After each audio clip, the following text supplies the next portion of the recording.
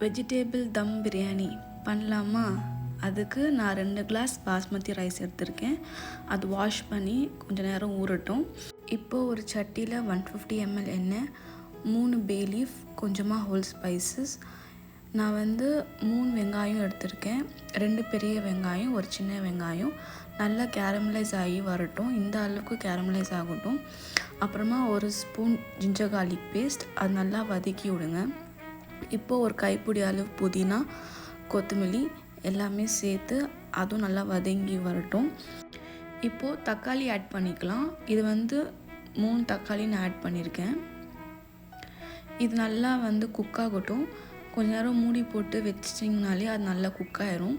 இப்போது உப்பு, காரப்பொடி, சிக்கன் மசாலா, கரம் மசாலா, கொஞ்சமாக சிக்கன் ஸ்டாக் ஆட் பண்ணியிருக்கேன். உப்பு மட்டும் உங்கள் டேஸ்ட்டுக்கு ஏற்ற மாதிரி நீங்கள் ஆட் பண்ணிக்கோங்க. சைட் பை சைட் நான் சாப்பாடு குக் பண்ணுறதுக்கு நான் தண்ணி வச்சுருக்கேன். அதெல்லாம் கொதித்து வரட்டும். மசாலாவோட பச்சை வாசனை எல்லாம் போயிட்டு அப்புறமா நீங்கள் தயிர், ஒரு ஸ்பூன் தயிர் ஆட் பண்ணுங்கள். அந்த தயிரில் நல்லா எண்ணெய் பிரிஞ்சு வரட்டும். அப்புறமா உங்களுக்கு என்னென்ன வெஜிடபிள்ஸ் வேணுமோ அது எல்லாமே ஆட் பண்ணிக்கோங்க. இதில் நான் பீன்ஸ், கேரட்டு, பொட்டேட்டோ, கொஞ்சமாக பீஸ் ஆட் பண்ணியிருக்கேன். வெஜிடபிள்ஸ் எல்லாமே குக் ஆகிறதுக்கு ஒரு கிளாஸ் தண்ணி போட்டு மூடி போட்டு வச்சுருங்க. இப்போது தண்ணி நல்லா கொதித்து வந்துருச்சு. இப்போது அரிசி ஆட் பண்ணிக்கலாம். கொதிக்கிறதுக்கு முன்னாடி அரிசி போட்டுறாதீங்க. அரிசி எல்லாமே உடஞ்சிரும். அரிசி வேகும் போதே உப்பு, புதினா சேர்த்துக்கோங்க. ஓவர் குக் பண்ணிடாதீங்க. ஒரு 70% ரைஸ் வெந்தால் போதும். அப்பப்போ எடுத்து கொஞ்சம் பாருங்கள். ரொம்ப ரைஸ் ஸ்மாஷ் ஆகக்கூடாது. இந்த அளவுக்கு வெந்தால் போதும்.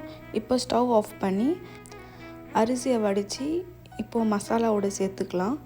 சேர்க்கும் போது ரொம்ப ஓவர் மிக்ஸ் பண்ணிடாதீங்க. ரைஸ் எல்லாமே உடஞ்சிரும். ரொம்ப பொறுமையாக மிக்ஸ் பண்ணி விடுங்க.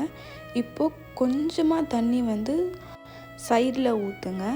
தம் போடுறதுக்கு கவர் பண்ணி ஒரு 10 to 15 minutes தம்மில் இருக்கட்டும். இப்போ பாருங்கள், பிரியாணி எவ்வளோ உதிரியாக சூப்பராக வந்திருக்கு. அவ்வளோ டேஸ்ட்டாக இருந்துச்சு. ரொம்ப ஈஸியாக குயிக்காக செஞ்சிடலாம். நீங்களும் இது ட்ரை பண்ணி எப்படி வந்துச்சுன்னு கமெண்ட்டில் சொல்லுங்கள்.